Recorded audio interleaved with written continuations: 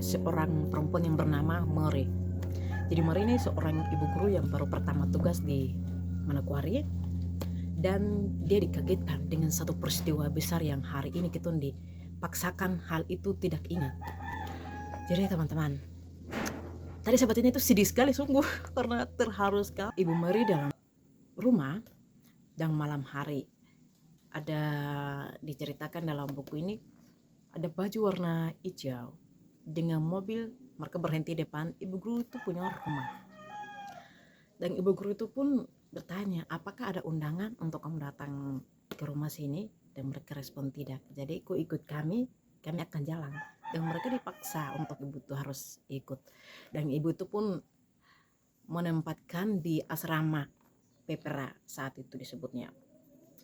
Kemudian dari situ mereka dijaga ketat untuk keluar, bercerita, bertemu dengan keluarga, bahkan mau pergi ketemu dengan keluarga saya itu harus diawasi atau harus dijaga dengan polisi yang ada di situ. Jadi mau ketemu siapapun tuh saat itu tidak bisa. Sekitar 75 orang yang ditulis dalam buku ini dengan 3 perempuan. Jadi saat itu orang Papua sendiri tuh tidak bisa, mereka bertemu tamu menyapa itu tidak bisa, apalagi cerita. Mereka punya aktivitas tuh dikontrol oleh para pengawal yang ditugaskan untuk dijaga. Nah kemudian teman-teman, saat itu tiba, dan saat itu Mama Mary ini pun dia tidak tahu apa isinya tentang politiknya itu, dia Mama ini masih belum tahu dalam ceritanya ini.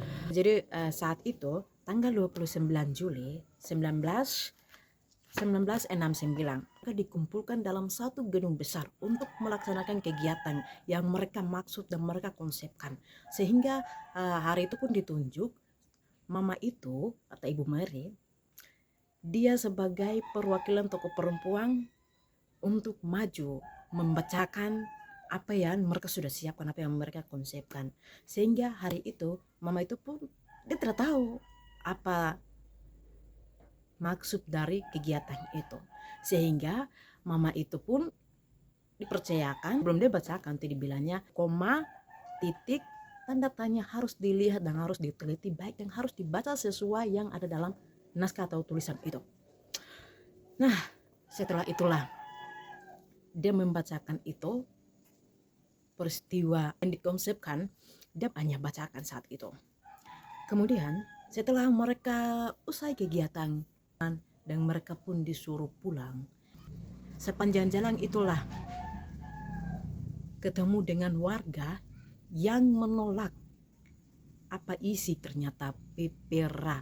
Mereka menggunakan, mereka punya cara sendiri. Sadik sekali, masa diatur, tidak kasih tahu dia punya isinya, tidak kasih tahu ini apa tujuan daripada Pepera ini, apa yang kita akan dapat, itu tidak ada teman-teman. Sehingga setelah mereka pulang, masyarakat mereka menolak Pepera. Saat itu pelaksanaan Pepera untuk menyukseskan atau merealisasi mereka Pepera itu, mereka hanya mengambil orang-orang tertentu, tidak semua, dan tidak terbuka untuk menyampaikan hal itu. Sehingga mereka kembali dan mereka dikagetkan. Masyarakat yang saat itu mereka menyuarakan bagaimana Pepera itu harus melaksanakan di tempat umum atau terbuka. Orang-orang itu ditangkap, mereka dipukul pakai senjata, dan orang-orang itu yang ditangkap sampai sekarang belum ada jejaknya, entahlah kemana. Berkumpul di asrama Pepera. Ibu itu dengan teman-teman yang ikut terlibat dalam Pepera, mereka disuruh kumpul tempat penginapan atau yang tadi kita sebut asrama Pepera. Dari situlah mereka dibagi 700. Wah, 700.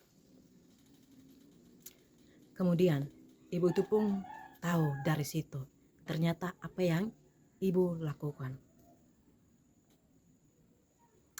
Ya, jadi memang sadis sekali. Ibu itu pun pulang ke rumah dan merenungi apa yang ibu dia lakukan selama ikut proses Pepera yang pada tanggal 29 Juli 1969 yang mereka lakukan itu. Pepera yang dilakukan oleh negara Indonesia tidak terbuka sama masyarakat Papua, orang Papua. Hanya mereka mementingkan kepentingan dan melibatkan orang-orang tertentu dalam pemilihan pepera tersebut. Ngeri teman-teman, konsepnya mereka sendiri. Itu ngeri, tanpa diketahui. Orang Papua juga punya pemikiran. Orang Papua punya akal. Dan orang Papua juga mampu memilih mana yang ketong pilih. Tapi hari itu, secara utuhnya dibungkam. Sayang sekali, sadis sungguh. Negara ini aneh. Dan hari ini pun, ketong dipaksa. Ketong dilupakan. Dan dilupakan dari ketong punya sejarah panjang.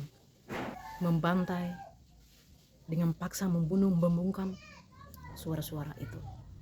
Jadi pantas saja hari ini orang Papua tidak merasakan apa yang diprogramkan oleh Jakarta untuk orang Papua.